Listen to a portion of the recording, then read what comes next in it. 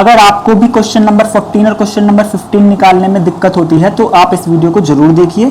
अब तक हम एक्सरसाइज 5.7 के 13 क्वेश्चन कर चुके हैं। अब करेंगे क्वेश्चन नंबर 14।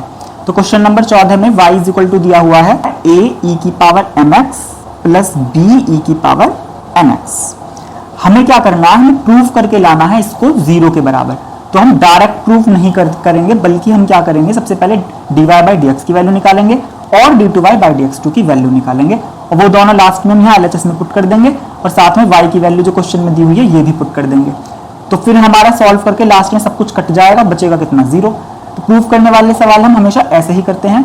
तो हम LHS लेने से पहले dy बाई dx और d2y बाई dx2 की वैल्यू निकाल लेते हैं। तो अब हम differentiating with respect to x करेंगे, यानी कि दोनों तरफ लिखेंगे d अपॉन dx। तो हम लिखेंगे LHS में भी d अपॉन dx और RHS में भी d अपॉन dx।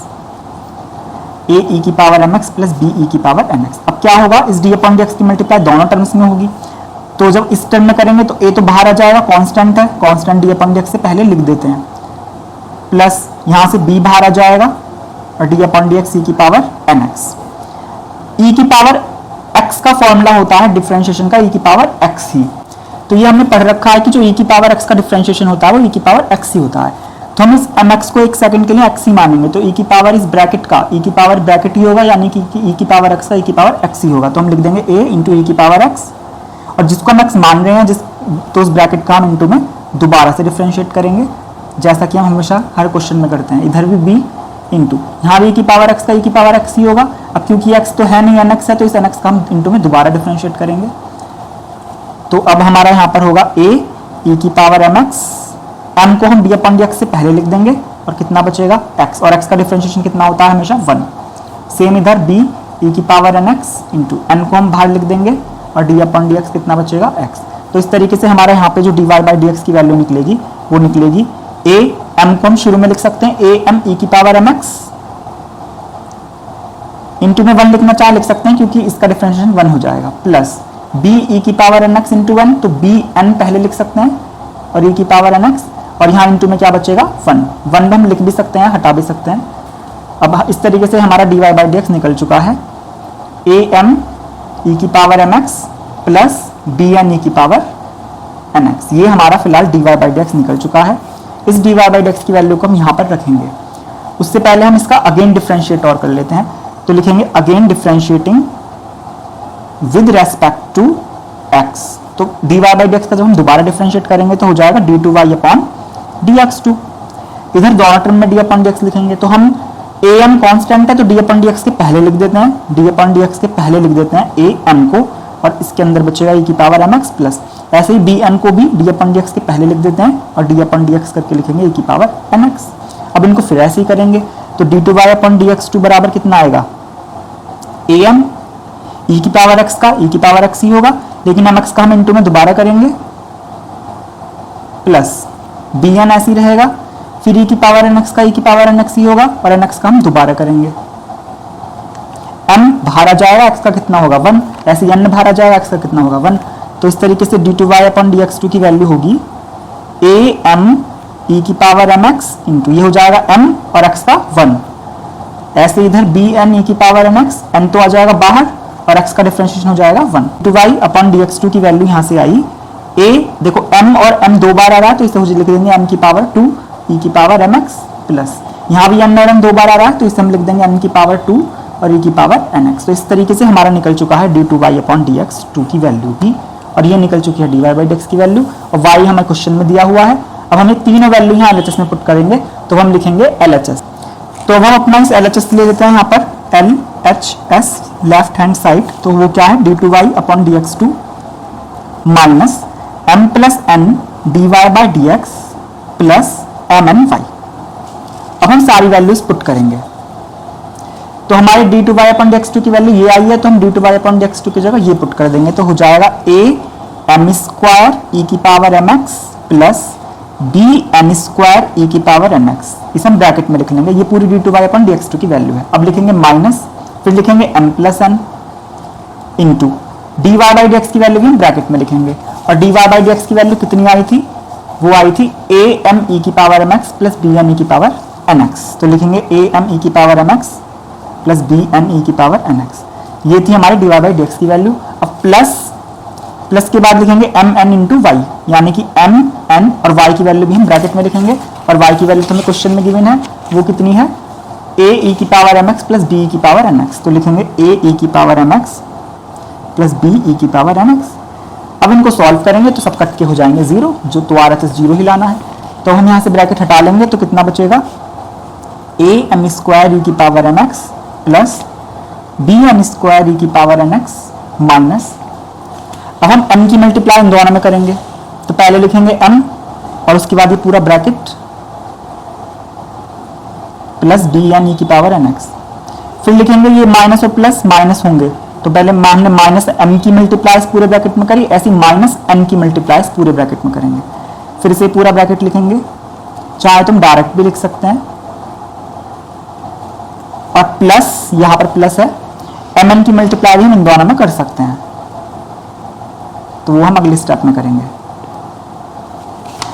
अब हम इनकी कर देते हैं सबकी मल्टीप्लाई, तो इक्वल, तो is equal to A M square E की power M x plus B M square E की power M X minus, M की मल्टीप्लाई दोनों में होगी तो ये एम और एम हो जाएंगे एम स्क्वायर, तो लिखेंगे ए एम स्क्वायर ई की पावर एम एक्स, ये माइनस और ये प्लस माइनस करना नहीं भूलेंगे।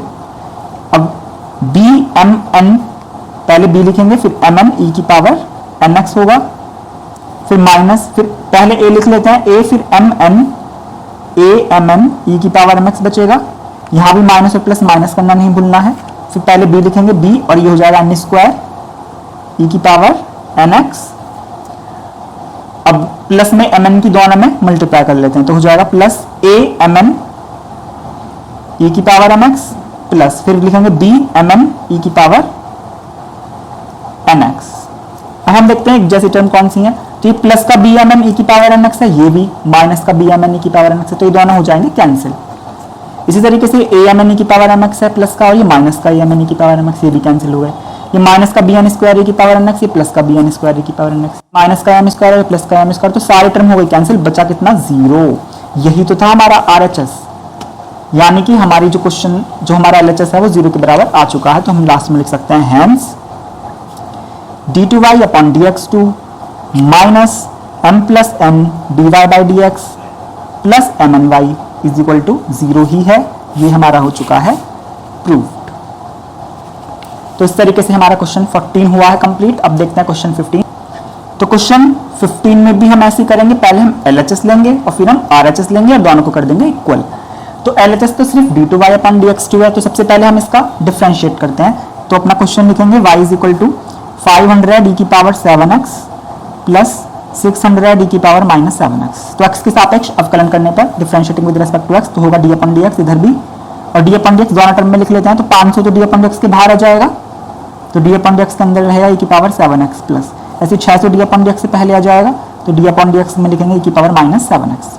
फिर से वही चीज होगी, e की पावर 7x को हम x ही मानते हैं, तो e की पावर x का क्या होगा, e की पावर x ही होगा, लेकिन इस 7x का दोबारा करेंगे तो इनटू में क्या होगा d upon dx 7x plus, ऐसे यहाँ पर 600, अब यहाँ पर e की पावर माइनस 7x है, तो माइनस 7x को हम x मान रहे हैं, तो e की पावर x का e की पावर x ही होगा, लेकिन इस माइनस 7x का हमें दोबारा करना पड़ेगा,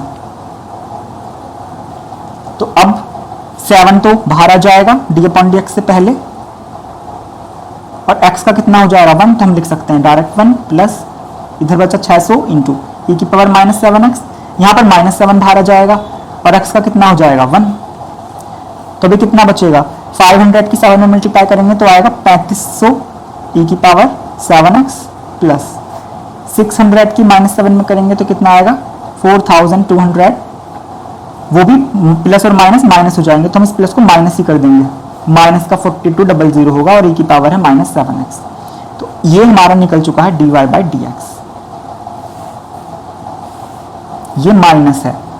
अब हम इसका अगेन डिफरेंशिएट करेंगे, तो dy बाई डी एक्स का जब हम दोबारा करेंगे तो होगा d2y upon dx2 is equal to 3500 d upon dx के पहले आ जाएगा, और d अपॉन dx के अंदर लिखेंगे e की पावर 7x माइनस, फिर 4200 पहले आ जाएगा, और d अपॉन dx e की पावर माइनस 7x। अब फिर से वही e की पावर x का e की पावर x ही होगा, और क्योंकि वो x नहीं 7x है तो हम 7x का दोबारा करेंगे, माइनस इधर 42 0 0 e की पावर माइनस 7x का e की पावर माइनस 7x ही होगा और माइनस 7x का हम दोबारा करेंगे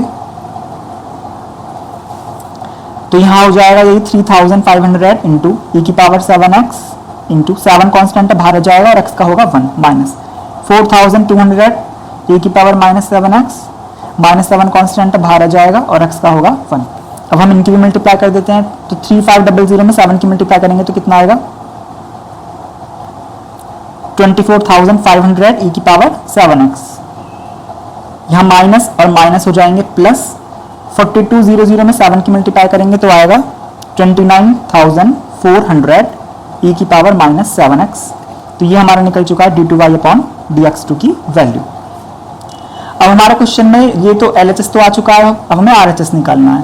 तो ये हमारा LHS तो है अपने आप में, तो हम यहाँ पर लिख भी सकते हैं LHS जो है हमारे क्वेश्चन में वो d2y अपॉन dx2 ही है और जिसकी वैल्यू हम पूरी निकाल चुके हैं, यानी कि हमारा LHS तो अब तक निकल चुका है।